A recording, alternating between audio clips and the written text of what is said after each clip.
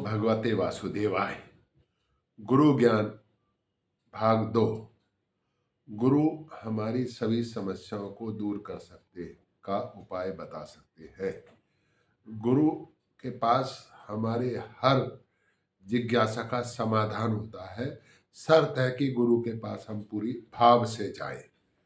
अगर हमारे भाव ठीक है, आपको एक बहुत जबरदस्त बात था, तो हमारे भाव ठीक है तो फिर गुरु ज्ञान हमको मिलेगा ही मिलेगा। गुरु से शिक्षा हमको प्राप्त होगी होगी। और आपको एक और बात बताता हूँ, गुरु चाहे ना चाहे, अगर भाव के साथ गुरु का पूजन हमने शुरू कर दिया और गुरु की बातों को मानना शुरू कर दिया, तो आप मान करके चलो कि गुरु से शिक्षा प्राप्त होगी ही होगी और हमारी समस्याओं का समाधान होगा ही होगा। और हम अपनी जितनी भी पारिवारिक, भौतिक, आध्यात्मिक समस्याएं हैं उनको दूर कर पाएंगे गुरु से शक्ति की शिक्षा ग्रहण करने के पश्चात। इसका एक सबसे अच्छा सा उदाहरण मैं आपको बताता हूँ। एकलव्य थे, महाभारत काल में थे। गुरु द्रोणाचार्य के पास गए शिक्षा ग्रहण करने के लिए। उन्होंने कहा नहीं, ये राज गुरुकुल है, यहाँ पर राजकुमार शिक्षा लेने आते हैं। लेकिन क्योंकि एकलव्य ने तो अपना गुरु मान लिया था ना, गुरु द्रोणाचार्य को, तो उन्होंने कहा कि नहीं, गुरु आप ही मेरे गुरु हैं। और ये मन में धारण करके जंगल में एकलव्य चले गए। जंगल, वैसे तो वो भील थे तो जंगल में वनवासी थे, तो जंगल में उनका निवास था। तो वहां जाकर गुरु के मस्तक में मस्तक झुकाया और चल दिए और अपने जंगल में आकर के धनु विद्या का अभ्यास करने लगे। और जहाँ अभ्यास करते थे वहां पर गुरु की एक मिट्टी की मूर्ति जैसी भी उनसे बन पड़ी, वो मिट्टी की मूर्ति, और गुरु के अंदर संपूर्ण विश्वास करके धनु विद्या का अभ्यास करने लगे। उधर गुरुकुल में भी गुरु अपने शिष्यों को, अर्जुन, युधिष्ठिर, दुर्योधन, सबको शिक्षा दे रहे थे। समांतर युद्ध इस अभ्यास चलता था। एकलव्य अपना अभ्यास कर रहे थे, राजकुमार अपना अभ्यास कर रहे थे, लेकिन थोड़ी सी दूरी थी। एक दिन क्या हुआ कि एकलव्य धनु विद्या का अभ्यास कर रहे थे गुरु जी का नाम लेकर के, और एक कुत्ता जो है, कुकर जिसको बोलते हैं, वो भौंकने लगा। तो उसके जो थी अभ्यास में बाधा पड़ने लगी। तो एकलव्य ने क्या करा कि उसका पूरा मुंह जो है बाण से भर दिया। और कला ये रही कि पूरा मुंह भर तो दिया, लेकिन कुकर को कोई चोट नहीं आई। अब मुंह बिल्कुल बंद हो गया, भौंक नहीं सकता था। तो वो अपनी धनु विद्या का अभ्यास करने लगे। अब कुत्ता भागते भागते उस जगह पहुंच गया जहां पर गुरु द्रोणाचार्य अपने अर्जुन और शिष्यों को धनुष विद्या का अभ्यास करा रहे थे। वहां जाके देखा तो उन्होंने कहा कि कमाल है, इतना जबरदस्त धनुधर कौन हो गया कि कुत्ते के कहीं किसी अंग पर, बिना मुंह पर भी कोई चोट नहीं आई और कोई घाव नहीं हुआ और कोई खून नहीं बहा, और उसका बाण से मुंह बंद कर दिया, पूरा मुंह के अंदर बाण ही बाण भर दिए। इतना चलो, तो कुत्ता जैसे ही चलने लगा, उसके पीछे पीछे वो चल पड़े। तो जाकर के देखा कि एक भील नवयुवक धनु विद्या का अभ्यास कर रहा है।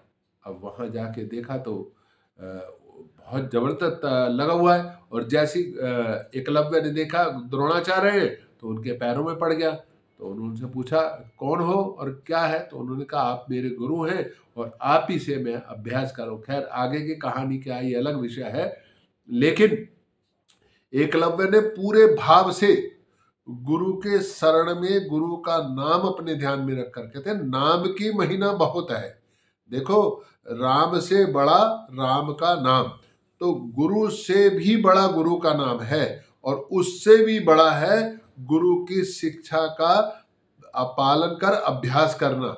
एकलव्य ने कोई चिंता नहीं कि गुरु मेरे को शिक्षा देगा या नहीं देगा, लेकिन दूर से देखकर जो राजकुमारों को वो सिखाते थे उसको ग्रहण करके उसका अभ्यास करते थे, और इतने सशक्त धनुधर बन गए कि कुकर का मुंह भी इस तरीके से बंद कर दिया कि वो भौंक नहीं सका। तो अगर हम गुरु से पास जाए, गुरु की शिक्षा का अभ्यास करें, जो वो हमें बताते हैं वो अपने जीवन में उतारें, तो आप मान करके चलो कि हमारे जीवन में किसी प्रकार का कोई विवाद, कोई विषाद, कोई क्लेश, कोई द्वेष नहीं रहेगा। ईर्ष्या सब मिट जाएगी। लेकिन बस शर्त एक ही है कि पूरे भाव से, पूरे मनोयोग से गुरु के बताए रास्ते पर चलना पड़ेगा। गुरु के बताए रास्ते पर चलना है, लेकिन जाके गुरु से चिपटना थोड़े ना है। दूर से एकलव्य ने तो दूर से गुरु को माना और गुरु की शिक्षा का अभ्यास करना शुरू कर दिया, दूर से देख देख करके। तो जरूरी थोड़ा है गुरु से जाके जाकर के चिपटना है। गुरु से शिक्षा लेनी है, नहीं मिलती तो गुरु से, मैंने पिछले पहले एपिसोड में बताया था कि उस उनसे संबंधित जो किताबें हैं, जो उनका ज्ञान है, उस पर अमल करें, उससे शिक्षा ले और उन सारी शिक्षाओं को अपने जीवन में उतारे। और हमारे यहाँ तो गुरु के रूप में गीता है। गीता से बढ़िया, वेद व्यास जी ने लिखी है, गीता से बढ़िया क्या गुरु हो सकता है। गीता पढ़िए कोई, गीता तो एक प्रकार से रेफरेंस ग्रंथ है। आपको कोई जीवन में समस्या आ जाए तो गीता पढ़े, गीता पढ़ेंगे तो आपको अपनी समस्याओं के समाधान उसमें मिलने शुरू हो जाएंगे। अगर आपकी कोई जिज्ञासा है तो वो भी गीता के अंदर मिलने लग जाएगी।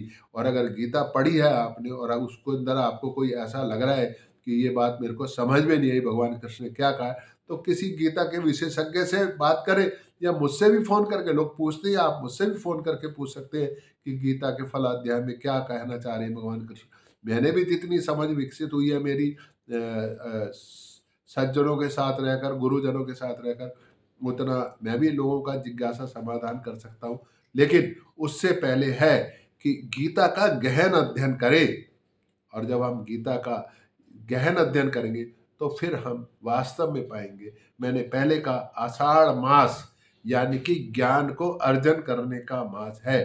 सावन मास की एक अलग कथा है, भादों की अपनी अलग है, तो लेकिन आषाढ़ मास गुरु का मास है, ज्ञान को अर्जित करने का मास है। तो और ज्ञान अर्जित करने का सबसे आसान तरीका शास्त्रों को पढ़े। पुस्तक से बढ़िया गुरु कोई नहीं हो सकता, तो पुस्तकों को पढ़े।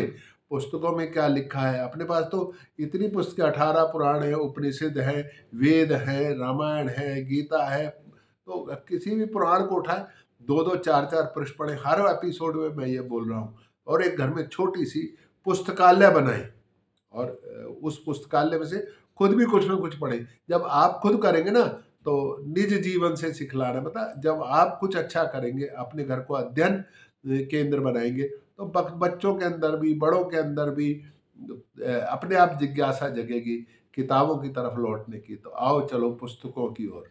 धन्यवाद जी। ओम नमो भगवते वासुदेवाय। ओम नमो